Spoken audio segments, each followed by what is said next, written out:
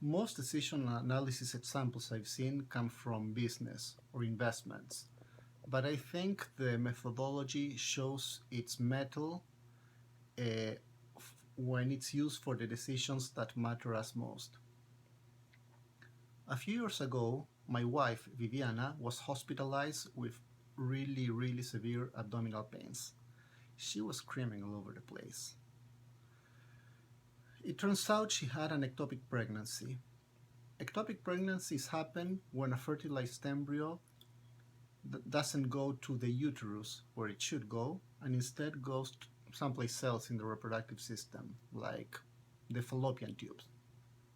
So these pregnancies are non-viable, they are dangerous, and the hospital's obstetrician, Dr. Casella, proceeded to do what is routinely done in these cases, which is to sweep the reproductive system to get rid of the misplaced embryo. However, my wife Viviana was still in pain, and tests indicated she was still pregnant. There was some other embryo lurking someplace else in her reproductive system.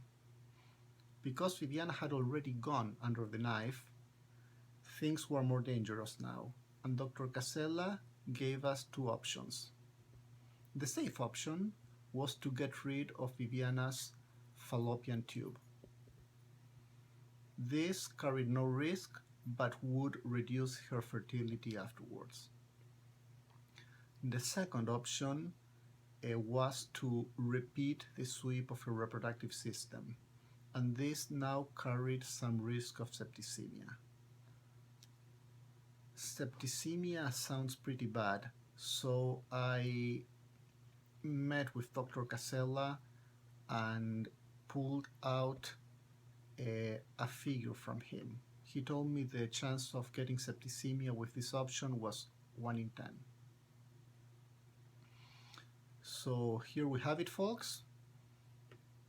10% chance of septicemia versus certainty of future infertility. What does future infertility mean?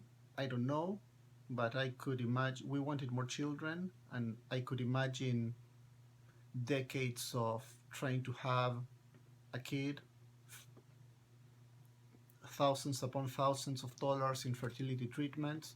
So it sounded pretty nasty too, and we decided that we were willing to take the 1 in 10 chance.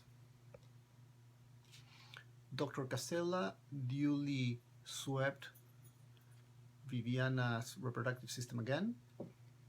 There was no septicemia, and everything was well with the world, except that tests showed that Viviana was still pregnant. Dr. Casella told us that this happens once in 500,000 times.